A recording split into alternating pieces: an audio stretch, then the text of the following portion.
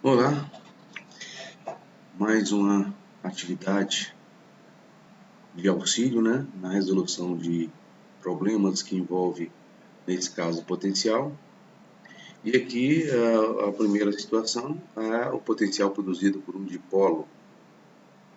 Bom, no caso, o dipolo são duas cargas, uma positiva e uma outra negativa, distantes com a distância d. E eu quero o potencial gerado por esse dipolo a uma distância r do seu centro, muito maior do que a distância d. Nessa situação, eu posso supor, que a distância,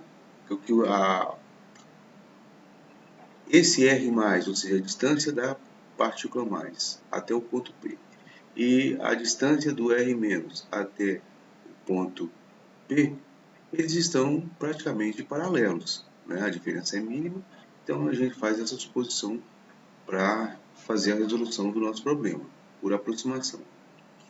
Bom, sendo assim, se eu traçar uma reta perpendicular às duas, eu vou ter a diferença de caminho percorrido, que é o R- menos o R+, que é a distância menos da partícula menos até o ponto P e a partícula mais. Se você aplicar o cosseno nesse ângulo, que é o mesmo aqui, cosseno de θ, ele é o cateto adjacente, que é o R- menos o R+, aqui eu vou colocar um parênteses, dividido pela hipotenusa aqui, que é D. Então, R- menos R+, R- menos R+, é aproximadamente D cosseno θ. Se eu fizer, como são duas cargas, o potencial gerado é o somatório dos dois potenciais, da partícula mais e da partícula menos. Da partícula mais é 1 sobre 4πε0 q sobre R+, e da partícula menos, que vai gerar um potencial negativo, é 1 sobre 4πε0 q sobre R-. Tirando o mínimo aqui, fica R- vezes R+. R- vezes R+, dividido por R+, dá R-, então está aqui o R-. R- vezes R+, dividido por R+, ou por R-, sobre o R+, então está aqui o nosso mínimo múltiplo comum.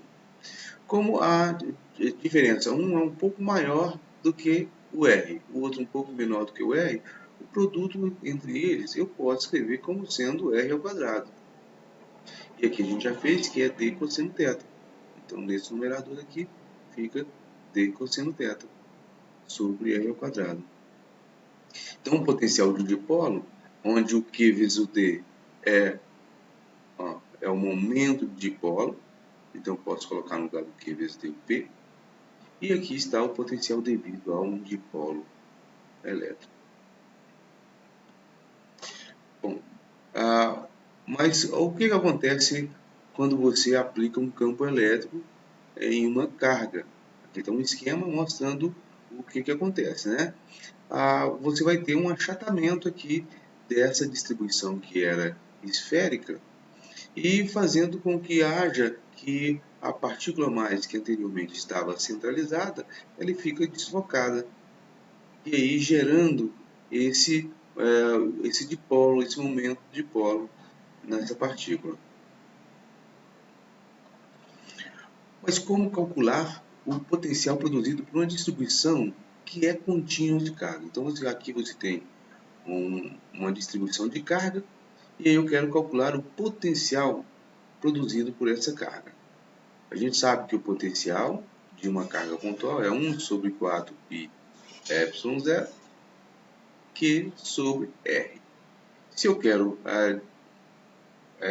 calcular o potencial dessa distribuição, eu vou pegar apenas um elemento desse potencial, ou seja, apenas uma pequena contribuição, e depois faço o somatório de todas elas. Então, eu vou pegar o dV, porque eu vou pegar uma pequena porção de carga, dQ.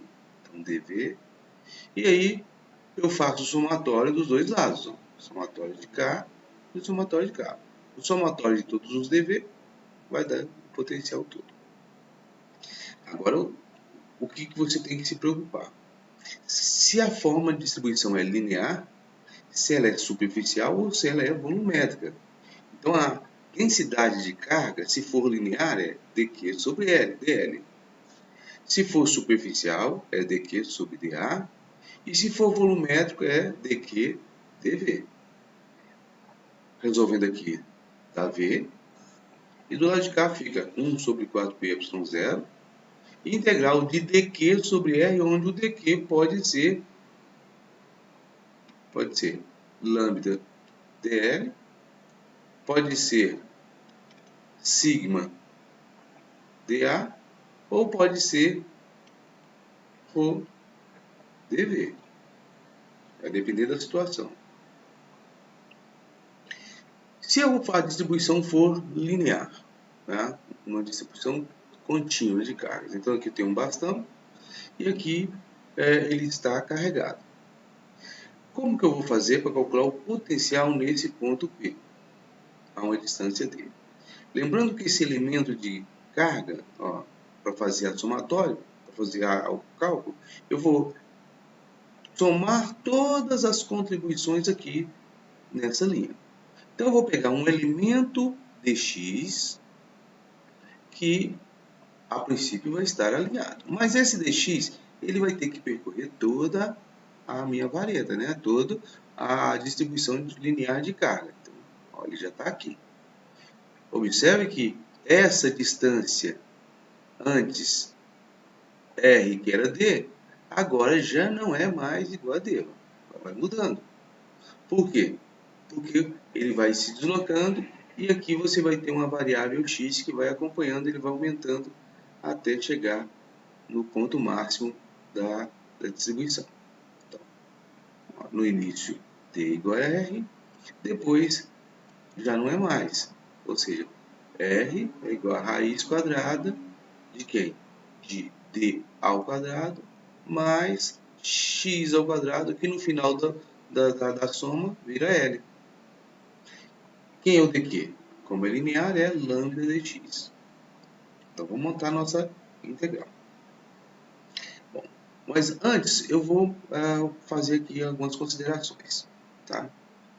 Então, aqui, vamos pensar nessa situação.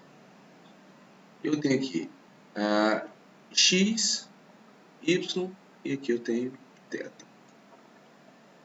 E aqui o meu R. Se eu pegar a tangente de θ, né, é x sobre y, cateto oposto sobre cateto adjacente. Se eu pegar e isolar o x igual a tangente de θ, que é o mesmo que o seno de θ sobre cosseno de θ. Se eu derivar o dx, que é regra do quociente, é derivada desse vezes o denominador, menos a derivada do denominador vezes o numerador. Vai dar seno ao quadrado mais cosseno ao quadrado, que é 1, sobre o denominador ao quadrado, que vai dar cosseno ao quadrado de θ, dθ.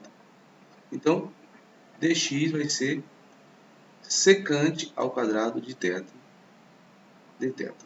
Então, primeira coisa que você tem, né? Agora, se eu tiver o seno ao quadrado de θ mais cosseno ao quadrado de θ, isso é igual a 1. Se eu dividir todo mundo por seno ao quadrado, ou cosseno ao quadrado, melhor,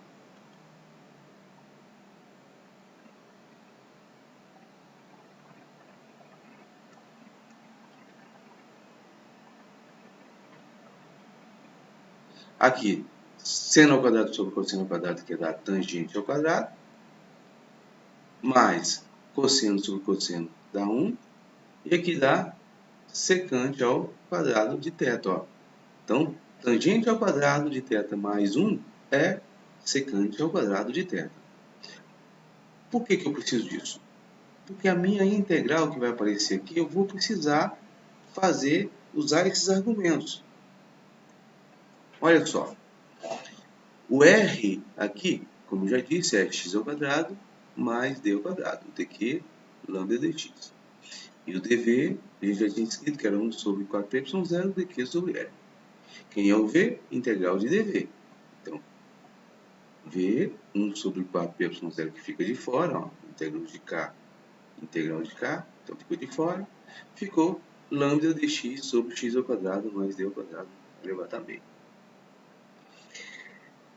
Se eu for por esse caminho, para poder fazer a minha integral, observe que eu vou separar isso aqui e vou apenas mostrar para vocês o caminho árduo que é se você fosse resolver essa integral do começo ao fim.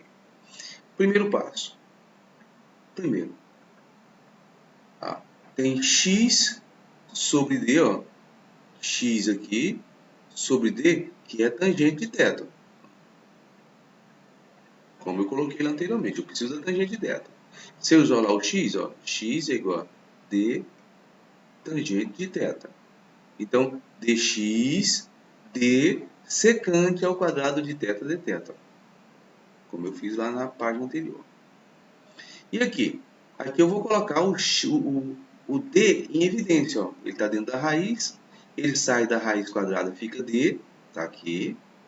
Como aqui está só apenas x, eu tenho que colocar o d embaixo, né, para compensar. Eu tirei o d ao quadrado, então ficou aqui. E aqui ficou 1.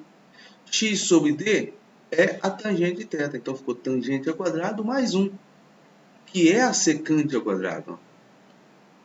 No numerador, onde estava dx, ó, dx, eu coloquei d secante ao quadrado de θ dθ. O lambda pode sair da integral. Aí ficou secante ao quadrado de θ dθ dividido por secante ao quadrado elevado a meio, que dá secante. Simplificando, fica apenas secante. Que aí um problema, que secante é 1 sobre cosseno. Aí eu vou ter que arrumar um jeito de resolver isso aí. Aí eu multiplico por cosseno e cosseno, fica cosseno ao quadrado. Cosseno ao quadrado de θ eu posso colocar como 1 menos seno ao quadrado de θ. E vou desenvolvendo. E aí eu vou caindo em outros tipos de distribuição. Portanto, ó, a hora que faço essa integral aqui até o final, eu vou chegar nisso aqui. Ó. Eu não vou fazer porque não há necessidade disso aqui. Tá? Quem quiser dar uma olhadinha para ver como que funciona. Se quiser eu disponibilizo a resolução. Mas aqui eu vou fazer, eu faço diferente. Ó. Tabela de integrais.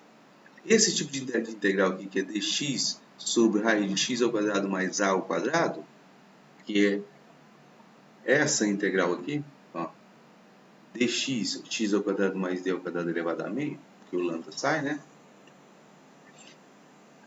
A resolução dela é um ln de x mais raiz de x ao quadrado mais a ao quadrado. Então, como a integral é essa aqui, ó, v1 sobre 4πy0 de 0 a l, lambda de x ao quadrado mais d ao quadrado, eu vou apenas no local dessa integral aqui, logicamente tem um lambda aqui que eu esqueci, ó, né? Acabei de fazer, mas deixei um lambda, o lambda sai, então fica dx sobre isso aqui que é ln. Então lnx mais x ao quadrado mais d ao quadrado, variando o x de 0 até l, substituindo o L, fica ln de L mais raiz quadrada de L ao quadrado mais D ao quadrado, menos, substituindo o zero, no lugar do x, aqui é zero, aqui é zero, fica D ao quadrado com raiz quadrada de D, simplesmente D. Que eu posso escrever a diferença do ln como sendo a razão, que é a mesma integral aqui, ó. Raiz quadrada de L ao quadrado mais D ao quadrado dividido por D, raiz quadrada de L ao quadrado mais dividido por D, mais L sobre D. L sobre D. Tá? Então não há necessidade de resolver a integral. Basta vir na tabela de integrais. Se for uma distribuição contínua de carga em uma área, aí novamente a gente precisa de usar os argumentos matemáticos que a gente tem. Ou seja, coordenadas polares, o elemento de área é dA, R', dR', dθ. Quem é o dq? Agora é sigma dA. Então, por isso que eu preciso do dA. Então, substituindo aqui o dA, fica R' dr dθ. Aí fica V igual a 1 sobre 4πy0 integral de dq linha sobre R, né? No lugar do dq, eu coloco sigma R' dr dθ. Coloquei até um dr aqui. E aí fica integral dupla, né? Porque tem a variável θ e a variável R. Então, vou separar aqui, porque são independentes. Ou seja, você pode integrar o θ e depois integrar o R. Fazendo a integral do θ, vai dar dθ da θ, de 0 a dθ 2π, e dá 2π. E agora faz a integral do R, que é bem simples, né? Você chama isso aqui de U, não, U. O du dá 2R' dr, que está aqui. Fazendo a substituição, ó, o 2π corta, fica 2ε0. E aí segue a integral. No final, na hora que você faz a integral de... aqui fica du sobre U elevado a meio. Então fica U elevado a menos meio du, né? A hora que faz a integral, dá U elevado a meio, dividido por meio, que aparece o 2 aqui. Substituindo, aí você tem o potencial para uma distribuição contínua de carga. Também não há necessidade de ficar se matando para poder resolver uma integralzinha dessa, tá? Bom, e a energia? A energia potencial é igual ao trabalho. E a gente sabe que o trabalho é igual ao Q vezes o potencial. Se o potencial é Q1 sobre 4 pi ε0 Q sobre R, o potencial é 1 sobre 4 pi ε0, potencial. 1 sobre 4 pi ε0 Q sobre R, o que aparece se é o potencial Q2 vezes o potencial do 1. Então aparece Q1, Q2, e a distância entre os dois é R12. Essa seria a distância R12.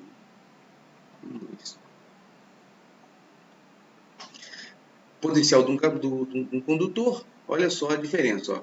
Um condutor, ele só tem campo elétrico do lado de fora. Então, do lado de dentro, o campo elétrico é zero, como a gente viu no gráfico da aula anterior, né, da lei de Gauss. Já o potencial, no interior, ele é igual em toda a superfície, ó, dentro do centro até a sua superfície, depois que tem uma queda. E a diferença potencial é sempre essa integral que a gente viu na aula anterior, integral de menos E ds. Aqui o condutor em um campo elétrico é igual a zero, mas dentro o potencial é o mesmo da superfície, tá? Então, o potencial aqui é o mesmo em qualquer lugar dentro do condutor. Tá ok? Espero que tenha sido útil e até o nosso próximo encontro.